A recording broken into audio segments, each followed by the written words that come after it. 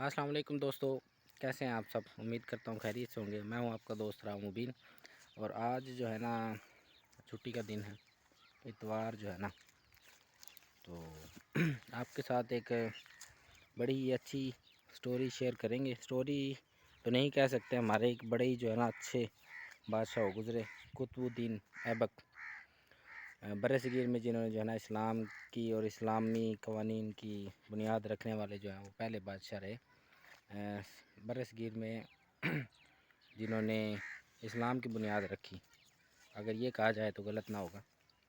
ان کے بارے میں جو ہے نا آج ہم آپ کے ساتھ شیئر کریں گے۔ قطب الدین ایبک جو ہے غلامانہ گھرانہ سے ان کا تعلق تھا، اور موٹی موٹی باتیں آپ کے ساتھ میں شیئر کر رہا ہوں۔ اور یہ شہاب الدین غوری نے جو ہے نا ان کو خریدا تھا۔ ویسے بیسیکلی ایک ترک خاندان سے ان کا تعلق تھا، اور ترک ہونے کے ساتھ ساتھ ایک نہایت ہی اچھے سیاستدان اور بڑے ہی اچھے تیر انداز گھڑ سوار تھے۔ اور وہ کہتے ہیں کہ جو ہے نا ان کی وفات بھی گھڑ سواری کرتے ہوئے حادثے کی گھوڑے سے گرے اور جو ہے نا یہ فوت ہوئے۔ اور ان کا جو دور حکومت تھا برصغیر میں، دہلی پہ انہوں نے جو ہے نا حکومت اپنی سٹارٹ کی، تو ان کا جو دور حکومت تھا وہ سن 1206 سے لے کے اور 1210 تک جو ہے نا ان کا دور حکومت رہا۔ اور وہ کہتے ہیں کہ شاہ سوار گرتے ہیں میدان جنگ میں، وہ طفل کیا کرے جو گھٹنوں کے بل چلے۔ تو یہ بھی جو ہے نا ایک بڑے اچھے شاہ سوار تھے، گھڑ سوار تھے، اور ان کی موت جو ہے نا وہ گھوڑے سے گرنے کی وجہ سے ہوئی۔ بڑے ہی اچھے تیر انداز تھے۔ تو آج میں جو ہے نا آپ کو ان کا جو مزار ہے، مقبرہ ہے، ان پہ حاضری کا ہمارا شرف حاصل ہوا ہمیں، تو میں جو ہے نا آپ لوگوں کے ساتھ بھی جو ہے نا ان کے مقبرے کی وزٹ کرواتا ہوں آپ کو بھی، تو امید کرتا ہوں کہ آپ کو بھی اچھا لگے گا انشاءاللہ۔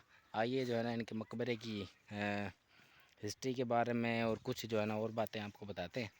چلیں جو ہے نا دوستوں، چلتے ہیں قطب الدین ایبک کے مقبرے۔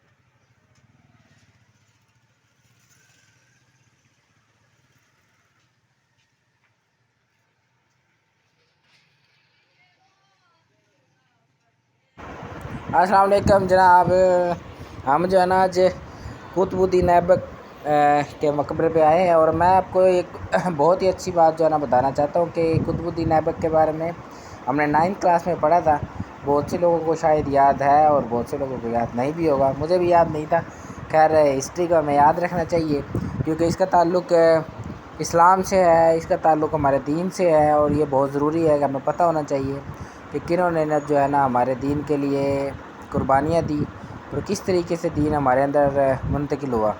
اتنا آسان سب کچھ نہیں ہے، لیکن چلیں ہم جو ہے نا اپنے ٹاپک پہ آتے ہیں۔ آج قطب الدین ایبک کے جو ہے مقبرہ، جو کہ ایبک روڈ پہ واقع ہے، وہاں سے گزر ہوا تو اپنے آپ کو بڑا لکی سمجھتا ہوں کہ وہاں پہ حاضری دینے کا شرف حاصل ہوا۔ یہ جو ہے نا قطب الدین ایبک کا مقبرہ ہے، اور یہ ان کی دیواروں پہ جو ہے قرآن پاک کی آیات لکھی ہوئی ہیں، چاروں دیواروں پہ اسی طریقے سے میں یہ آپ کو دکھا رہا ہوں۔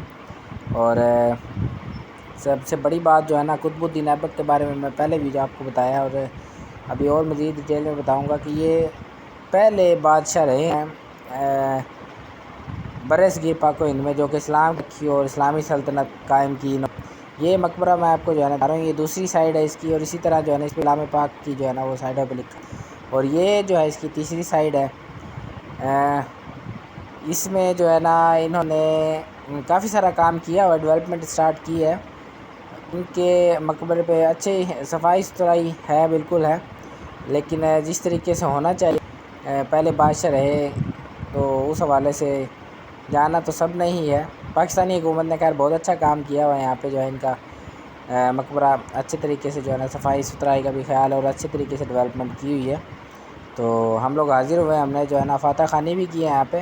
یہ دیکھیں جو ہے نا یہ مین دروازہ ہے جہاں سے انٹری ہوتے ہیں، اور یہ اب ہم جا رہے ہیں، اور یہ اندر جو ہے نا یہ قطب الدین ایبک کی اندر قبر بنی ہوئی ہے، اور اندر جانے پہ جو ہے نا جوتے سمیت جانے کی اجازت بھی نہیں ہے، یہ بورڈ بھی لگا ہوا ہے۔ یہ جو ہم ابھی فاتحہ خوانی کر رہے ہیں، اور اندر کی جو ہے نا مزار کے اندر جو مقبرہ ہے اس کے اندر کی بھی آپ کو میں ویڈیو شیئر کر رہا ہوں اس کے ساتھ۔ اچھا، تو قطب الدین ایبک کے بارے میں کہا یہ جاتا ہے کہ یہ غلامان خاندان سے تھے۔ بیسیکلی یہ ایک ترک تھے اور ترکمانستان سے ان کو جو ہے خریدا گیا تھا، اور پھر شہاب الدین غوری نے ان کو بڑے ہی مہنگے داموں جو ہے خریدا، اور وہ مہنگے داموں جو ہے نا شہاب الدین کے کچھ زیادہ ہی کارآمد ثابت ہوئے، اور وہ مہنگا ہی انسان بنا اسلام کے دور میں، جس کا نام جو ہے نا قطب الدین ایبک ہے۔ انہوں نے اپنی جو ہے نا چھوٹی سی عمر کے اندر ہی گھڑ سواری، بڑی اچھی سکل جو ہے نا گھڑ سواری کی تھی ان کے اندر۔ اور مزے کی بات میں آپ کو ایک اور بتاؤں کہ ان کی جو موت ہوئی تھی واقعہ، وہ بھی گھوڑے سے گرنے سے ہی ہوئی تھی، اچانک ان کی موت ہوئی تھی، اور اس وقت یہ برصغیر پاک و ہند سلطنت کی بنیاد رکھ چکے ہوئے تھے، اور انہوں نے لاہور سے اپنی سلطنت کا آغاز کیا تھا، اور پھر اسی طرح جو ہے نا یہ آگے بڑھتی چلی گئی۔ بڑے ہی اچھے تیر کمان اور بڑے ہی اچھے گھڑ سوار تھے۔ جب ان کی موت واقع ہوئی تو مجھے، جب میں پڑھ رہا تھا موت واقع ہوئی ان کی گھوڑے سے گرنے سے، تو بڑا وہ شعر بڑا یاد آیا کہ گھڑ سوار ہی گرتے ہیں میدان جنگ میں، وہ طفل کیا گرے جو گھٹنوں کے بل چلے۔